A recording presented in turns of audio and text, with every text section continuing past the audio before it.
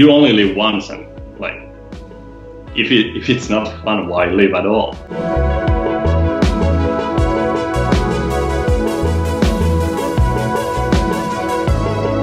It's nice to realize that I have learned something on my own that basically supports this whole style of living.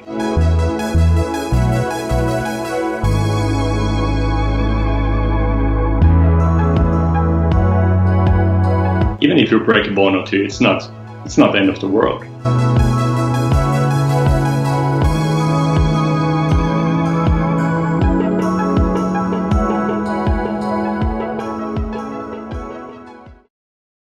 Hi, this is Surfer of Life and I am your host Tommy. Today I'm sitting on the phone with Tom Brunberg, who escaped Finnish weather to Spain. How are you doing, Tom? Hey, I'm doing good. Nice to be here with you. Great to have you on board.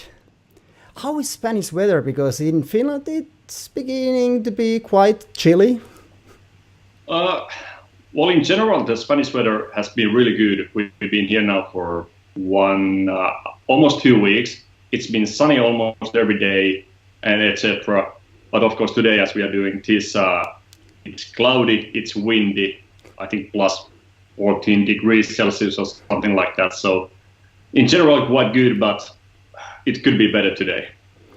Talking about weather, how important is weather for you? If you think about you live outside in Finland during winters, how important it is to have sunny days and warm weather?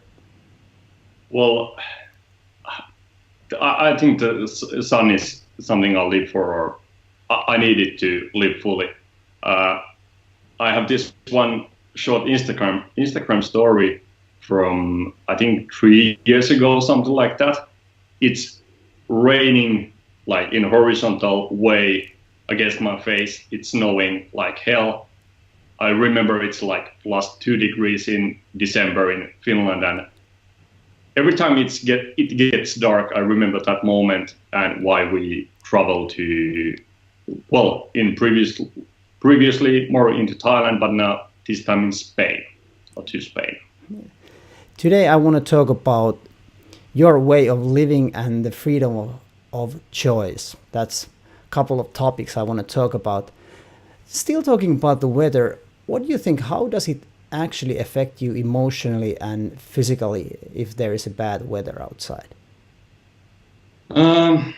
Well, I know myself that well. I figured out that I need to do some activities. I need to get out and like not train. It doesn't have to be training or any like action sports activities, which I do quite a lot. Even though getting out for a walk, especially here, we live quite close to the beach. So even if I'm working from home, sitting on that sofa for like 7 hours, 6 hours, if I go for a walk, it's sunny, it's nice and warm. It relaxes your mind, and it really helps to like think straight from there on. How do you cope with the situations when the weather is crap outside and there's not so many activities to do? Well, if it's crap and there's nothing I can do, I try to avoid thinking about it, because if you can't change it, if you can't like do anything about it, you have to live with it. And I know that it's gonna be sunny sooner or later again, and I just try to cope with that idea. So you are in Spain at the moment, and you spend your winters out from Finland, as I said before. But there was a couple of different jobs that actually changed your life a bit. Can you tell me about those 2 jobs you had when you were in your 20s and what kind of impact it had on you? Yeah. Okay. So, first time, a little bit of backstory. First time I moved to Thailand in 2009, and from there on for, well, now 9 years, I've been in Thailand, Malaysia, or Spain for almost every winter, at least for 3 months or so. Moving to Thailand in first place in 2009, it didn't just happen. The story goes way back to I'd say 2002, 2003. Back then I wasn't studying. I didn't like school at all, so I kind of dropped out. And I started working as a DJ. I was really into music. I was DJing at local bars, nightclubs, and such. And got offered a job in local cruise ship in Finland, going from Helsinki to. They were doing like 21-hour cruises and cruises to Latvia or all the like Baltics and such. I was offered a job as a DJ on that cruise ship. And I thought, yeah, why not? I'm a young guy and working on a cruise ship could be fun. It usually is when if you had a cruise, you know what it's about. It's intense. Yeah. Luckily there wasn't that many hours of work, so you could rest as well. And maybe a little bit of partying as well. But anyways, I'm blubbering again. I met one guy on this cruise ship. He was bartender back then over there, and we got along quite well, but after I quit that job, I didn't see that guy for many years. And actually, I didn't like the DJing thing anymore that much after a few years, because I felt it was quite a hard thing to get people on a party mode, especially during like beginning of the evening. And I kind of noticed that people are buying drinks, and it's quite straightforward. They're like, I want a beer, and they got a beer. I want gin and tonic, they get a gin and tonic. I was like, I don't know what song I'm going to play next, but I could easily help that guy selling those beers. And all of a sudden, I was there bartending, and somebody else was playing music like next night. All this together, I was DJing before I was bartending. And I got into bartending even more and worked at a few cocktail bars in Helsinki. It was one late November night or evening. I was sitting in a bus, having my beer, going downtown for a party, a night off. I got an email from this old friend from cruise ship. Back then he moved to Thailand to work in a nightclub. And he emailed me basically that we need Finnish people to do shift management and bartending as well. Do you want to come? And like, I was watching outside the bus window, and it was raining, it was dark, it was cold. What could I actually do it? And after I remember it was 2 or 3 weeks, I sold my car. I got rid of my jobs that I had back then. Like projects going on.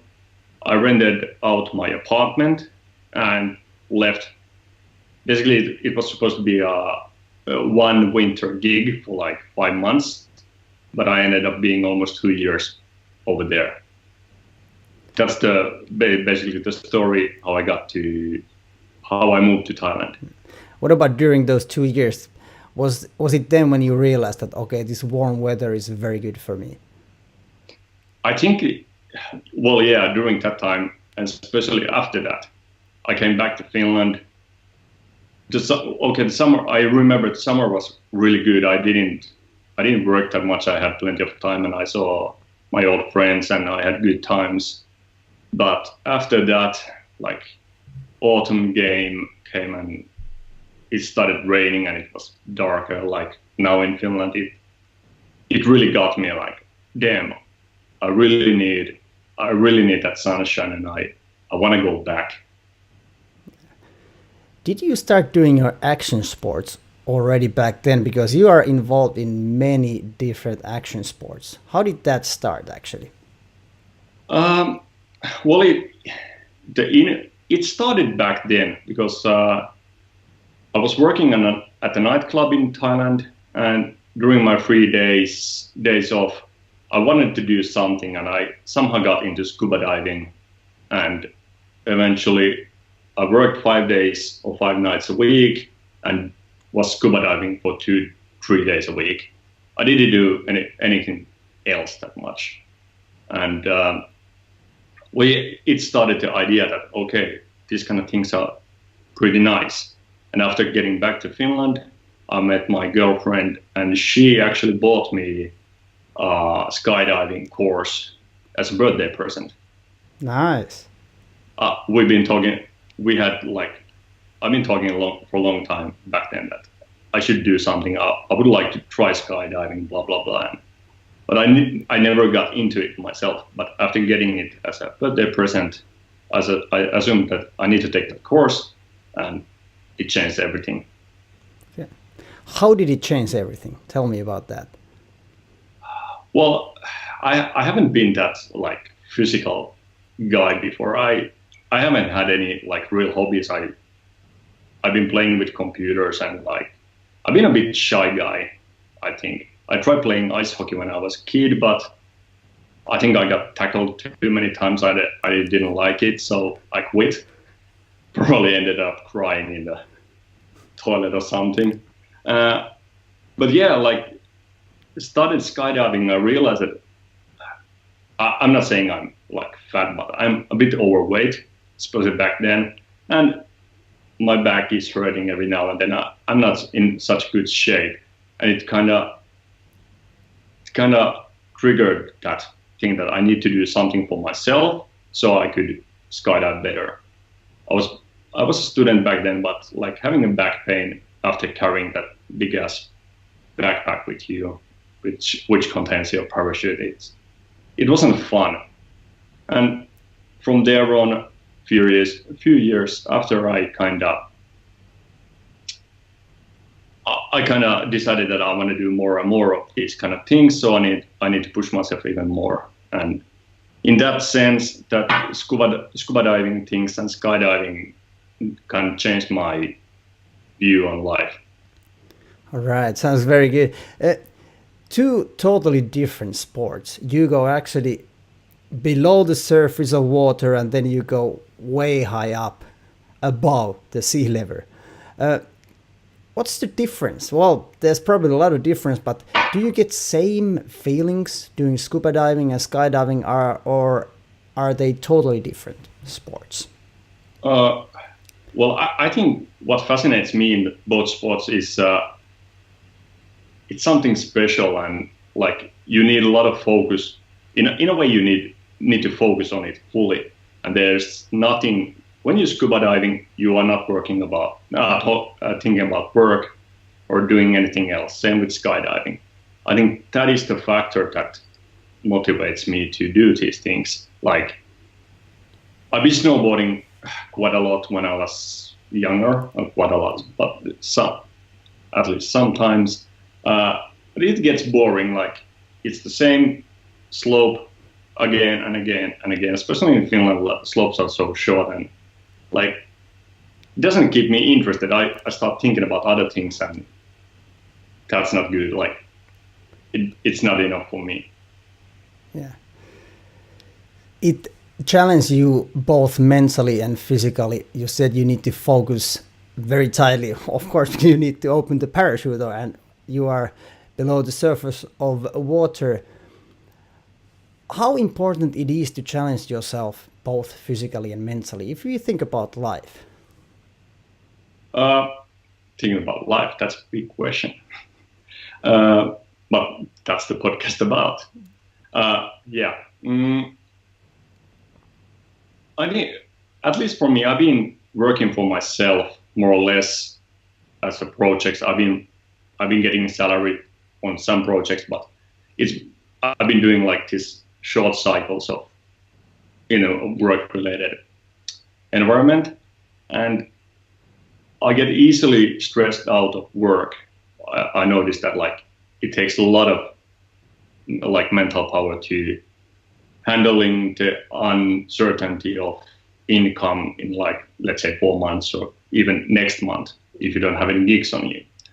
As a like you need that kind of sports and like challenging yourself mentally and physically to get rid of those thoughts and relax more better.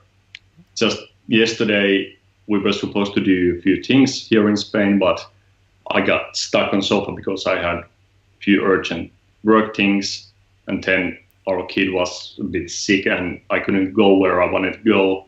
And in the evening I found myself just like going through browsing my phone and being like really anxious. I had way too much energy, and I knew that I should do something. I should go for a run or something, but I was already like too lazy and anxious, and I just went to bed. And that feeling isn't that good. Like, I know I can avoid it if I do things like active things, physical things. If I don't, it gets in my head. So it's getting rid of the thoughts that the work gives you. What about managing stress? Because these action sports are really stressful because you really have the stress. It's a matter of life and death many times. Have these sports helped you in your normal life to deal with stressful situations? I think, yeah, it definitely is a factor in it, but I actually think that more of my stress, like I can handle more stress nowadays, and I have better temper as we have that 9 months old kid, and he takes a lot of time. And like, if you have kids, you know what I'm talking about. Yeah, I have too. Yeah, and I don't know. I don't find like skydiving. I don't find it that stressful. It's I've seen like a few types of skydivers. Some people get really like pumped and energized, and they're like, "Woo, let's go! Fuck yeah, good times." I'm more of a like, I'm not thinking about it as a like, I need to do something. I don't have like perform at a certain level, but sorry, I still have this like, I slow down a little bit. I concentrate more, and somehow it's just a good thought process to like, in a way I can relax. I just concentrate on what we are doing on that jump, or if we're going scuba diving, if there's a wreck, what I want to see and how it's shaped, which way it's pointing. I like focus on the many things around it, and I don't know if it like relieves stress in a way. Maybe it does. At least I can get to focus on one certain thing. Yeah. Do you lose track of time at all? Of course, you have to know the time when you open your parachute or when you come up back to the surface. How is the time feeling, or do you kind of disappear? Does the time kind of disappear while you are jumping? It's 70 seconds or so when you jump from 4,000 meters. Am I correct?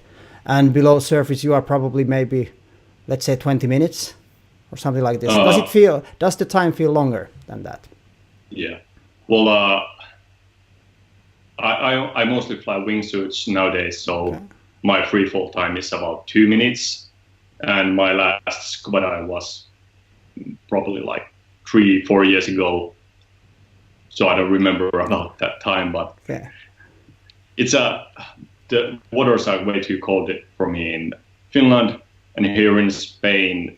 Well, I have different activities lately. I've been trying to get into surfing as well, and kite surfing, which I started last winter.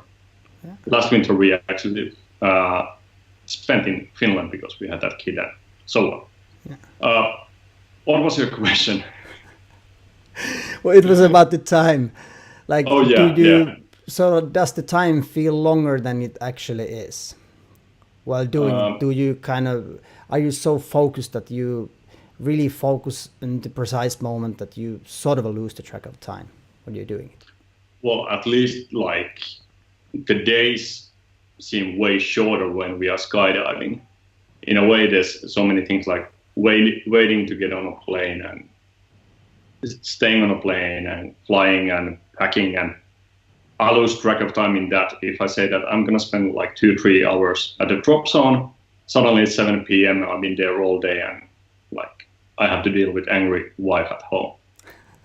During those activities, I lose track of time. I have no idea. Like I have this audible altimeter in my helmet that beeps at certain heights, so I don't have to. You should always know your altitude when you're skydiving, but it's so easy to focus on be so focused on what you're doing that you kind of need that beep in your ear that, oh, okay, you're still in the sky and you have to know what you're doing. Sounds good. You really lose everything else around you. Yeah. And just be in the precise moment. Nice. Let's talk about fun a little bit. Now we spoke about stress management, but action sports are fun, of course. Yeah. How important it is to have fun in life? Well, you only live once, and like, if it's not fun, why live at all? That's what I'm trying to say to myself always. Are the action sports your way to have fun in life, or now you work as an entrepreneur and you have a chance to live outside from Finland? Now you're in Spain, you've been in Thailand. Where is this also part of having fun in life? You know, managing your own work, managing your days, managing the places you live in, or is it more having fun when you're doing those action sports? I think my life is rather. I think it's fun in general. It's fun to move to different places and like see other cultures and yeah, it's. I try to do fun things. Of course, there's like stupid things you need to do as well, but it's just life. All those action sports, they are really fun, and like it makes me feel like I'm living to the fullest. It is great fun. Tell me about this year, 2018. I suppose you at least had a plan that you're gonna go through 50 different sports. How did it go? Or how has it gone so far? Well, yes, now mid-November, so yeah, I'm a bit behind on my schedule, but we'll get to that. Yeah. I had this thing that in 2017, I found myself too many times sitting on sofa saying I have nothing to do, which is partly true because I was sitting on sofa maybe a bit too much. And all these activities, all these sports I see on YouTube and online and other people are doing, I was like, I want to push myself to go try things, because if you're skydiving, you need good weather, you need plane, and you need like 10 other people as well. And it's time consuming. I need to be at home as well, I need to work as well. So I needed something else to do, which I could do more easier, like in the afternoon, in the morning, etc. And also I wanted to try new things, and I wanted to feel healthier by staying active. So I made this challenge for myself to try 50 new, or not say new, but 50 activities in 2018. I think I'm on activity 16 or 17. Okay. So I'm really behind on my schedule, but I have a few good reasons on that. First one being our boy. He was born in late January, and like babies take a lot of time. Changes the situation, yeah. Yeah, pretty much. And I actually count that as one activity, like going for a walk with a baby, a pram walk or stroll, whatever. I even made a video about it since I challenged myself to do those. And then one thing that changed quite much, I actually started liking going to the gym, like lifting weights. I never liked it before. I think it felt stupid to do a little bit of this, a little bit of that, and like, why am I lifting these things? I could carry something and do something like useful for somebody else. I should work in a moving company or something. But I hired a personal trainer for me for 3 months, and I kind of realized that we talked with my PT about my goals and what I want to do. And after he made me my schedule, my workout plan, it helped me to focus on what I should do, like on that very day, on each and every day. I didn't think about like bigger picture that I want to get fit or something else. I started focusing more on, okay, I have this plan. Somebody somebody else has given it a thought. If I do what I'm supposed to do, I'm getting where I want to go.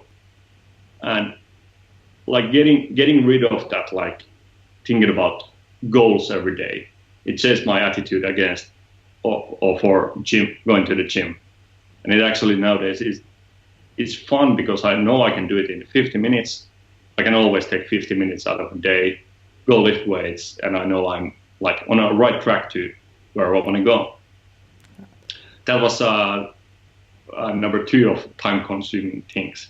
And I think third one is the great weather we had in Finland and in Scandinavia last summer.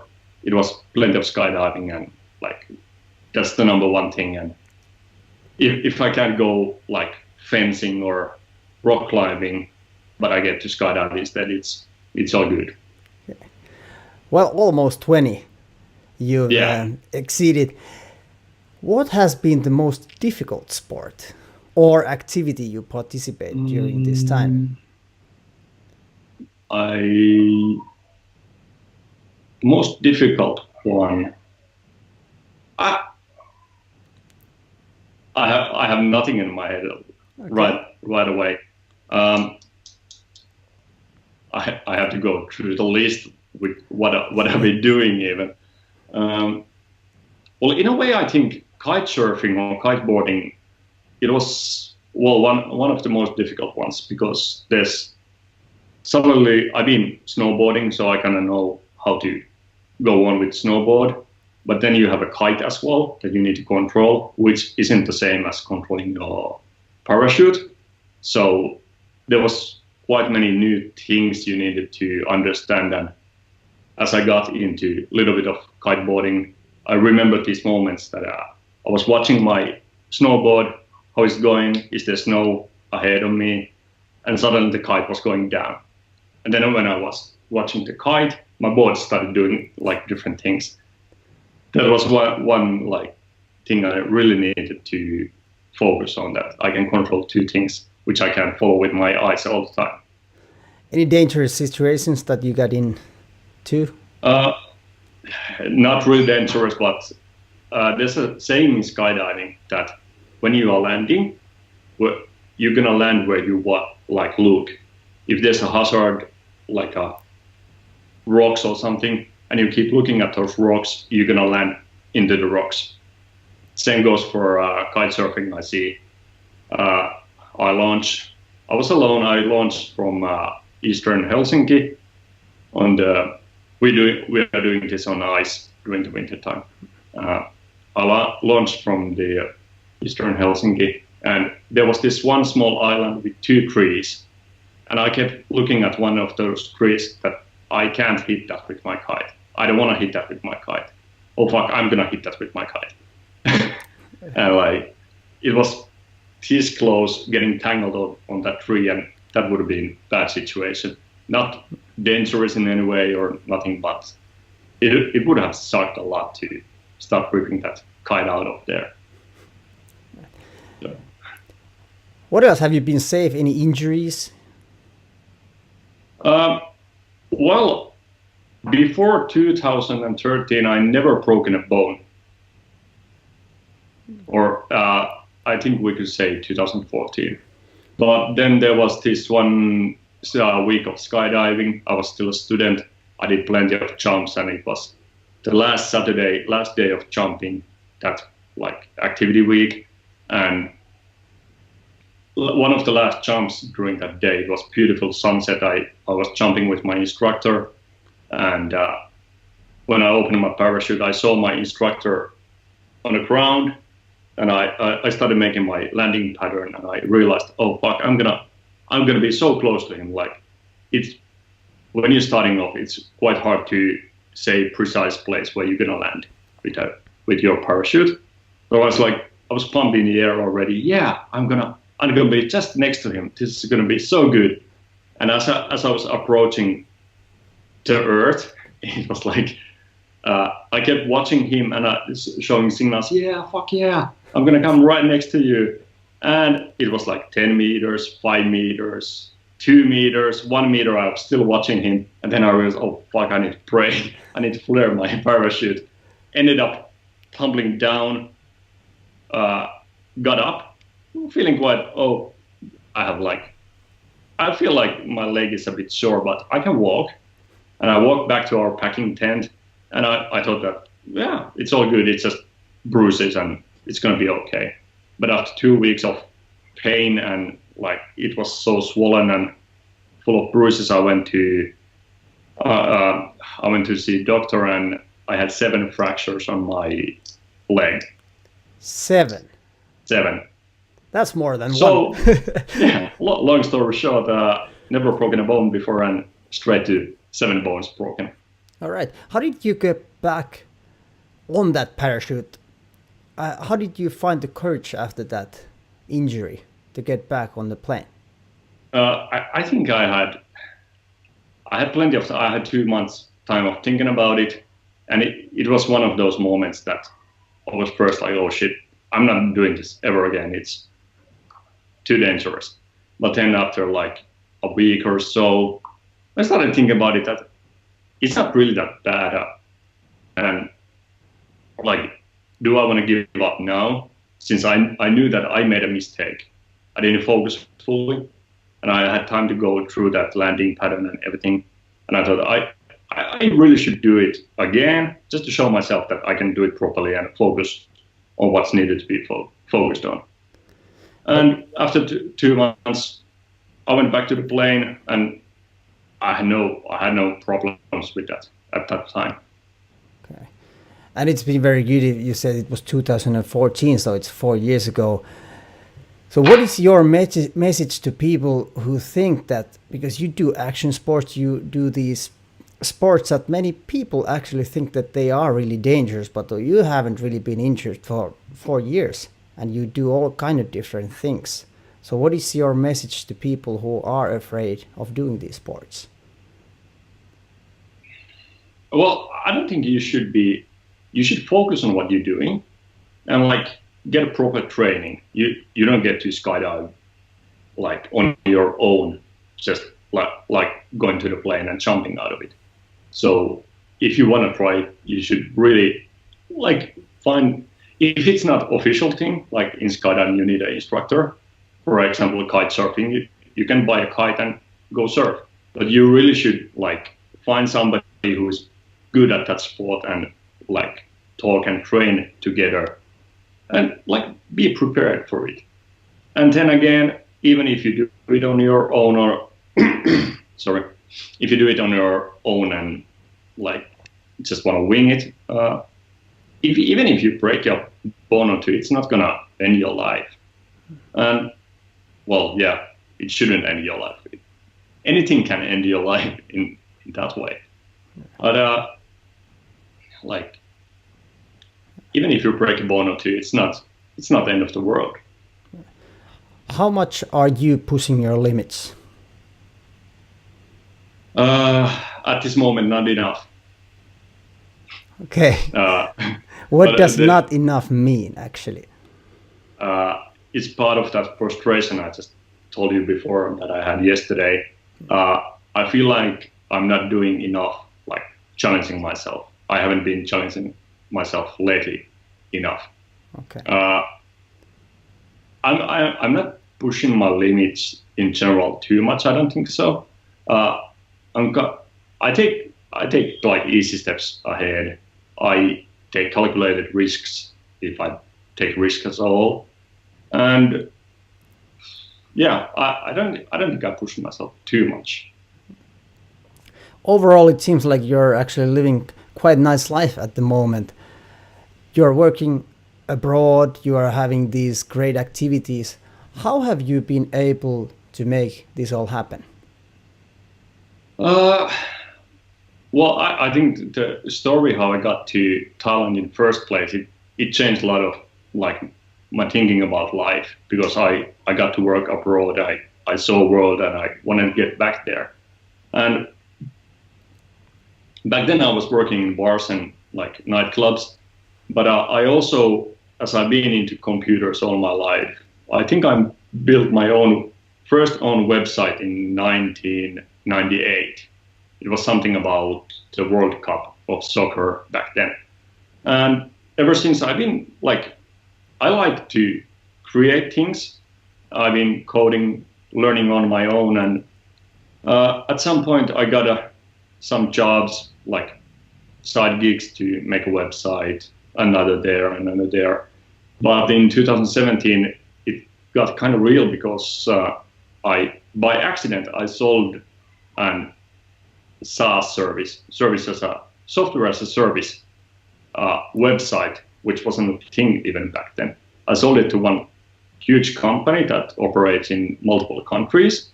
It was a like resource management thing. It was based basically on our DJ booking software that we did before. Basically, you could see like you could book this guy to this place and etc. And the restaurants could see the list and you could like manage your shifts and so on. I made it into a product. I sold it, and I kind of realized, yeah, I can basically make money out of like working on my laptop, even though I had no schools or whatsoever for it. And from there on, long story short again, I've been just working on those projects, and there's always new gigs coming in, and it's nice to realize that I have learned something on my own that basically supports this whole style of living.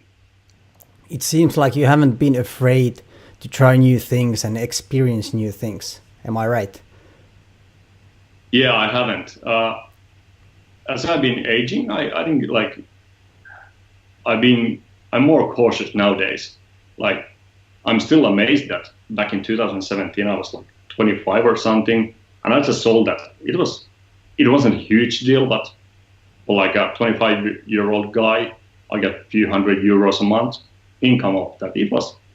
I don't know how I pulled it off, how I sold it. I remember there was a huge meeting before we signed the contract. There was like 12 people from that company and me. And like putting myself into that situation now, I would be terrified. I don't know. I have no idea how I pulled it off, but if I had courage back then, I'm going to have it now as well. Just jump to the fire. Yeah, see how it goes. Has there been any resistance? Many times when people do decisions like you do, you move abroad, you work there, and people might see it like this guy is just living and doing these activities and he doesn't have a proper job or whatever. Has there been any resistance if you think about your friends or family or people around you? Yeah, I heard some comments about like, should you go to a proper job or something like that. But then again, I've heard a lot of like positive feedback as well. When I first time moved to Thailand, I actually heard my friend saying to another friend that I don't think we're gonna see Tom that much anymore around here, and it has stayed with me. Like I didn't know what it meant back then, but I kind of do now. But yeah, there is always like people asking that. Like I have this one friend.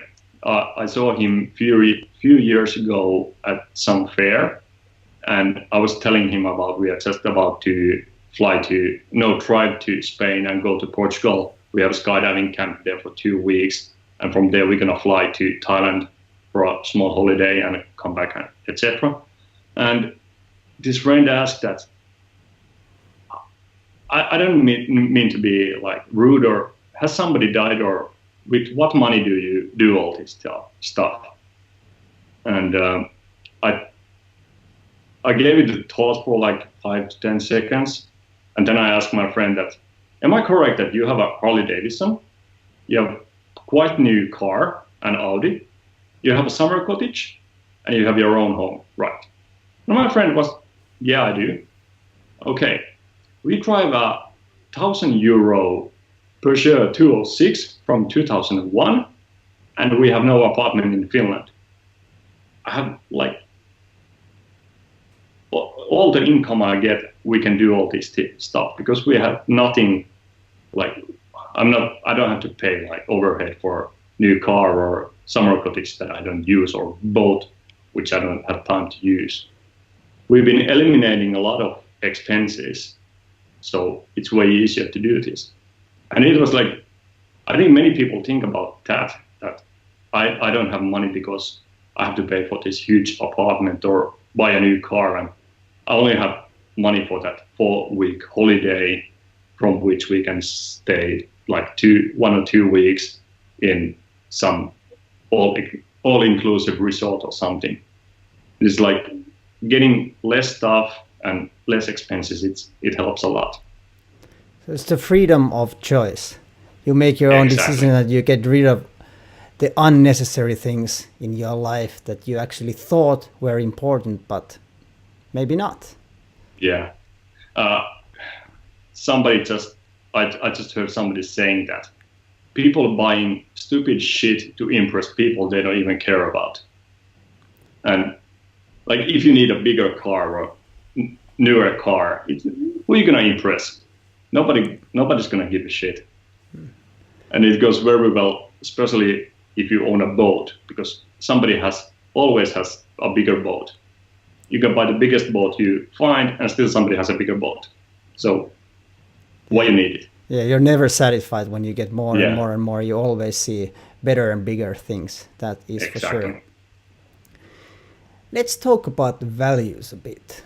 How important part of your life are your own values? And what are your values at the beginning? I think the biggest value, or the main value I live by, is freedom. The freedom to choose what I do, when I do it, and how I want to do things. It is important. I just told my friend here that I don't think I could work in a corporate job where somebody would assign me tasks.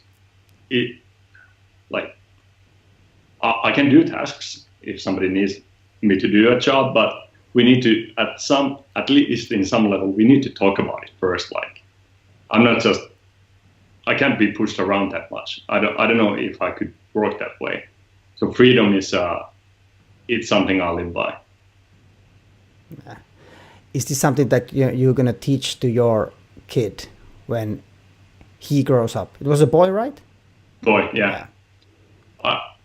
I hope he understands both sides of freedom. There's you need self-discipline quite a lot, especially like living in Thailand, supposed to be working to a Finnish company remotely.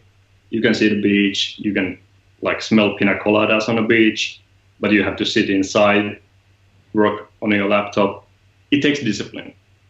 But then again, it gives so much freedom to go there in the first place. So I hope our kid understands it and like gets to live by it. So you're actually saying that through discipline you get your freedom. Yeah, that's well said. Yeah. But right. It is like that, isn't it? Because there is things you need to do in life anyways. Like, you need to clean up your house, or you need to take out the trash, and you need to change the diaper for your kid. There's things you need to do, and you need to have discipline to do things you need to do. So you get to choose what other things you do. Yeah. Now I want to ask about, I could have asked it before, but now it came to my mind. I jumped to a different topic, the Redbull 400 race. Tell me about that race. What's involved and how tough was it actually? Okay, yeah. Part of this, like getting healthier and fixing my physical being, I've been trying to, as I told before, I've been trying to go to the gym, but I never got into it. And I think I need some kind of ridiculous goals to make something big happen. I'm the same with deadlines. I easily work on last night before the deadline, so I get everything done. Redbull 400 was something I found. It was in December, mid-December. It came in my web browser from somewhere that there is this race in 6 months where people are gonna run up a ski jumping hill. I was like, yeah, I'm not much of a runner, but could I survive that, or would I die? I was like pondering for a minute, and if I go now with all this like running experience, I'm gonna die. But if I train for 6 months, I might even survive. And that got me into like training, and I started running a little bit. And it was mid-May, I think, in Lahti in Finland. I did Redbull 400. It was exhausting. I was about to give up, but then I kind of realized that it's my one shot. If I give up now, I'm gonna regret it forever. That I could go to another race, but I know that I would have given up that race. So it was in that moment I had the discipline to climb up that hill. It was exhausting. I was so sick after it, but I survived. Was it the self-talk that got you through this hard situation, that you were about to quit, but then you continued? Yeah. I had this mantra. I knew that if I stop on that hill while I'm climbing, it's going to be way harder to go on or start again. So I had this mantra in my head that even if one of my limbs is moving, I'm going forward, and I just need to keep something moving in my body. And I took like at the steepest part where I was most exhausted, I just needed to take one more step, even a small step, or just go a little bit further, and it's gonna help me going onwards. All right, and you finished and you survived, since we are here talking. So Yeah. Yeah, the hill didn't get you. No, and I have to say it wasn't that hard. Like thinking about it now, it wasn't that hard. It was hard at that time, but yeah, I know what I have to do, and I actually already signed up for next year's Redbull 400 held in Lahti as well. I think it's on May 12th or something like that, around May anyway. So it's good to have last year's experience or this year's experience, so I can monitor how I do next time. And for the listeners, Redbull 400 competition is a competition where you run actually the whole slope. I don't know the real English name for that, but for ski jumpings they have this like landing slope or hill. Yeah. So you run that up, and then you actually finish the whole jump as well. I don't know how you call it. That was pretty bad though. I don't know how to call it. The ski jump. Yeah, the jump anyways. Yeah, I've been talking about it as a hill. I don't know any better word for it. Yeah, but steep anyways, very steep. Yeah. And the hardest part for it, I think, well, I'm not sure about the hardest part, but another hard part is to get down. Actually, after your legs are totally exhausted, then getting down. So you need to come down as well. There's no lift or anything. Nobody's helping you out. There's a staircase down. And you don't want to roll that down. I've once actually slipped. We were just having some fun. It was winter time, and just at landing hill, I slipped a bit and I was sliding it down. So I have to tell you, there were a couple of burn marks on my skin. But so it's very steep. You don't want to fall down there. Yeah. What else? What are your future plans? Do you have anything, like you said you're going to participate it again? Do you have any other plans for the future? Well, I have this, somebody might call me crazy, but I have this idea in my head that I can achieve anything I want. I have my inner superhero that I'm trying to bring out in a physical way as well, because I can scuba dive, I can fly in the sky. What's there to stop me from doing anything? I have this crazy idea of participating in Ironman race. I don't know if I'm going to do it in 24, in 4 years or something. It would be kind of nice to be 40 and finish an Ironman. It takes a lot of training, I'm aware of that. I suck at swimming, but then again, I have 3-4 years to do that. Yeah. That is one. Sounds That very is one thing. cool. I love this inner superhero thing. It's very inspirational, and I'm so happy that I got you on my show, because this is stuff I want to bring out to people, that you can actually you can live a enjoyable life. You just find your way and be brave enough to jump into different situations, and understand that actually we can do so much more than we think. Yeah. A lot of things to achieve, but when we just put our mind into it and we focus and we practice, we can manage so many different things in life. Yeah, I think you can, as I said, you can achieve anything you want. There's some things require way more work than anybody's willing to do, but like you have to be somewhat realistic. But then again, you can dream big and work for that. Even if you don't achieve that thing you are going after, it's still going to be a hell of a ride for most part. Like even if I don't finish my Ironman race ever, if I learn how to swim, if I can swim for a few kilometers, if I can ride a bike for almost 200 kilometers, it's good still. I have this concept I just popped in my head again. I was thinking about this thing way back in 2009 when I was about to move to Thailand. I had this idea of having like the basic life. What is it about?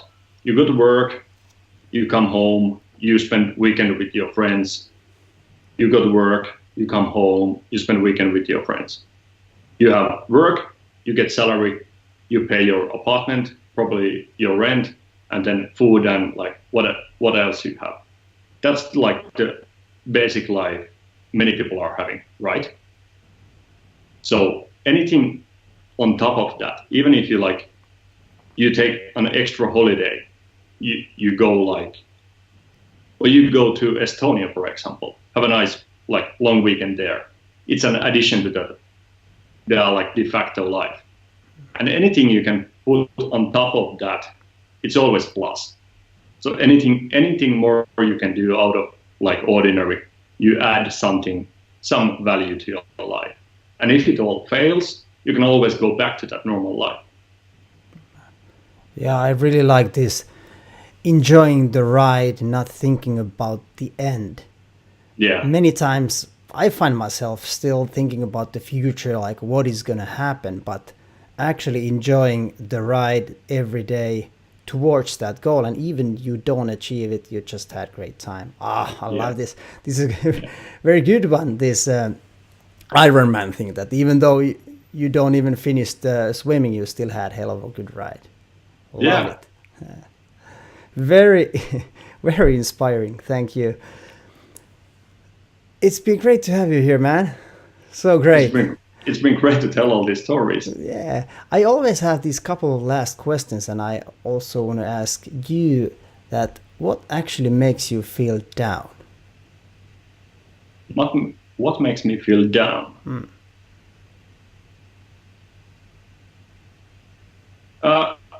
Well, I think I have to repeat myself and say that if I don't get to do things,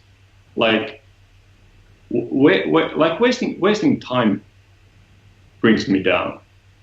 And I'm not so bad anymore at traffic, but I used to be I get really anxious in traffic. I hate sitting still in traffic jam. One thing that helps is podcasts, because if you can listen to something while you're driving, it's not a waste of time. If you're just sitting there and waiting to get to the next place, it's a waste of time. So waste of time brings me down. Okay. On the contrary, what makes you happy? The life in general. I try to be grateful of everything we've done. And as I just told about that concept of basic life, I'm grateful of everything I get to add on top of that. We have a healthy boy. As a family, we are all healthy. living in Spain, grateful thing. I get to do things I'm like in good mentally and sorry, our terrace table just fell down because it's so windy. Yeah. Well, in general, like I'm healthy. I get to do things I love. That makes me happy. Life in general. I'm trying to be grateful of everything I come across. Thank you, Tom, for sharing this great ride here. Thank you, Tommy, for having me. Thank you.